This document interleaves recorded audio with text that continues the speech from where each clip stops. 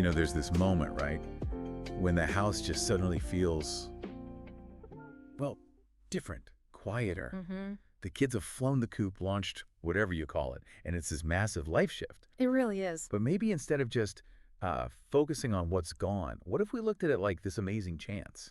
A chance to, really tune into something new, a new composition for your life.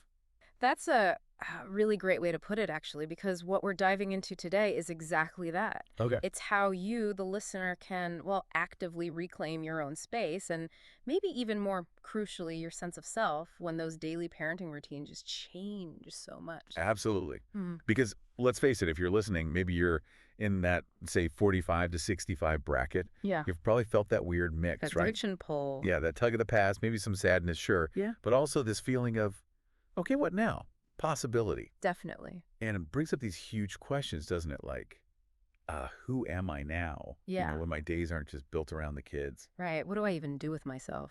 And how do I fill this new space, both, physically in the house and emotionally too? And those are the exact questions that, well, the research is looking into. It's not just a feeling people have. Okay. There's some really interesting work like Dr. Karen Fingerman's stuff from the University of Texas. Her studies actually show that for a lot of parents, once they kind of adjust to this empty nest, their happiness levels often go up quite a bit. Really? Yeah, and even their marriage satisfaction can get stronger. So it's a really encouraging sign that this phase can actually be, really positive, really fulfilling.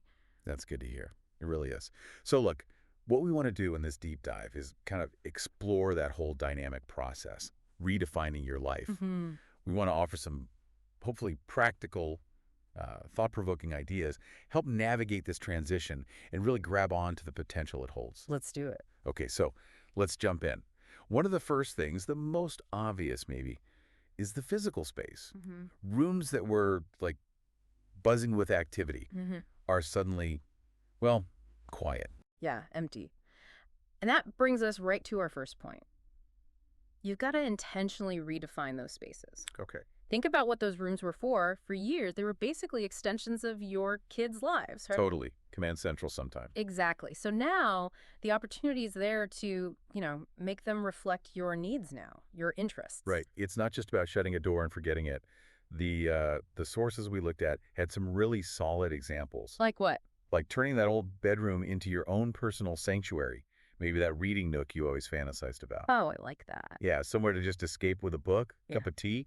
Or if you're creative, maybe finally set up that art studio. Or even just a quiet spot for meditation or yoga.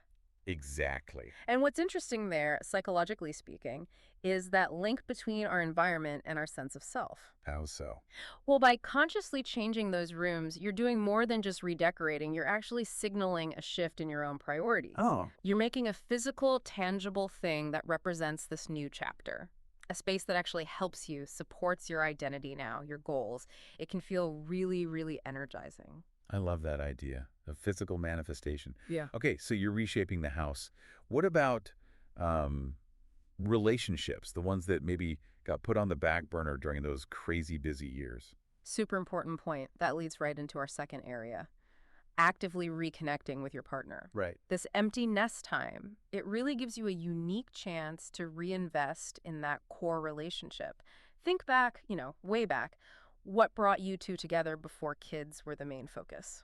Yeah, good question. And our sources had some pretty concrete ideas here. It wasn't just vague stuff like spend more time together. No, it needs to be more intentional than that. Exactly. Like plan regular date nights. Yeah. Actually put them on the calendar. Make them non-negotiable. Or maybe take up a new hobby together, something you both learn. Looking at long-term relationships, those shared experiences, they're kind of like the glue. Trying something brand new together, cooking classes, dancing, hiking, heck, learning a language that can really reignite things, create a whole new set of memories together.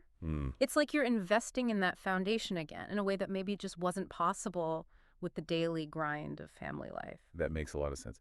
Okay, now switching gears slightly with maybe a bit more time on your hands.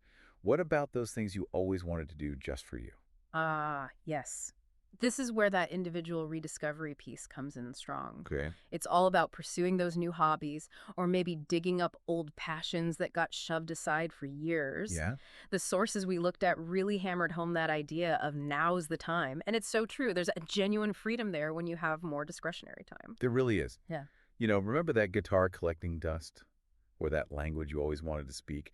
That art class you kept meaning to take? Mm-hmm. Whether it's, I don't know, learning Italian, picking up pottery, finally writing that novel, this could actually be the moment. And what's really cool here is the effect that learning and growing has on just our overall well-being. How do you mean?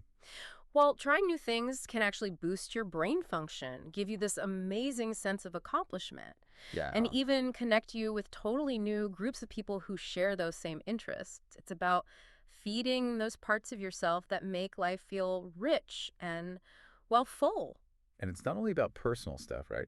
Our next point touches on giving back, using your skills, Yeah. volunteering or mentoring. Exactly. Sharing all that wisdom, that experience you've gathered over the years, that can be incredibly meaningful, Yeah. both for the people you're helping, obviously, but also for your own sense of purpose. You've got this wealth of knowledge, life lessons.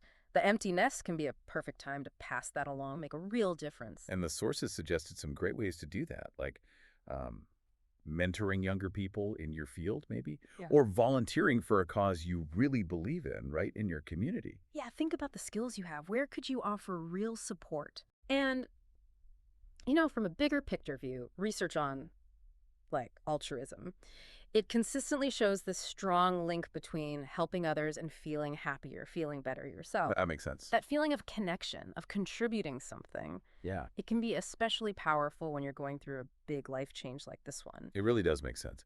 Okay. Okay, so while you're exploring new hobbies, maybe giving back, Hmm. it seems like a really key time to also focus on your own health, right? Oh, Wellness. Oh, absolutely crucial, with potentially fewer day-to-day pressures demanding your time and energy. Yeah. The empty nest gives you this fantastic window to really prioritize your physical and mental well-being. And the sources had some pretty down-to-earth ideas here too, like Yeah. joining a gym or a fitness class, starting yoga, just taking daily walks, Yeah. focusing on eating better. Mm-hmm. Small things done consistently can make a huge difference. Yeah. And what's really fascinating is how connected our physical and mental states are. You invest in one, the other usually benefits too. Taking care of your body can boost your mood, cut down stress, and just give you the energy, the vitality to really jump into all these new things we're talking about. Right. You need the energy for the new adventures. Yeah. Now, for listeners who might be thinking, okay, those are great, but I want something a bit different, our sources did have a couple of, well, let's say more unconventional ideas. Yeah, these were kind of the outside the box tips for people maybe wanting a bigger challenge or a different kind of growth. Okay, what were they? Well, the first one was the idea of trying solo travel. Ooh, I like that one. Oh, Just yeah. taking off on a trip by yourself Yeah.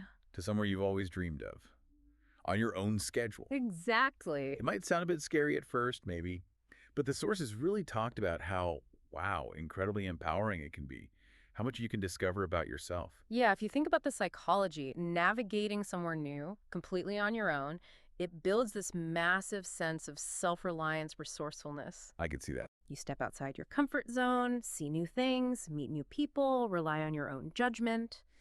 It can be, well, profoundly enlightening. Okay, solo travel. Yeah. What was the other sort of unconventional idea?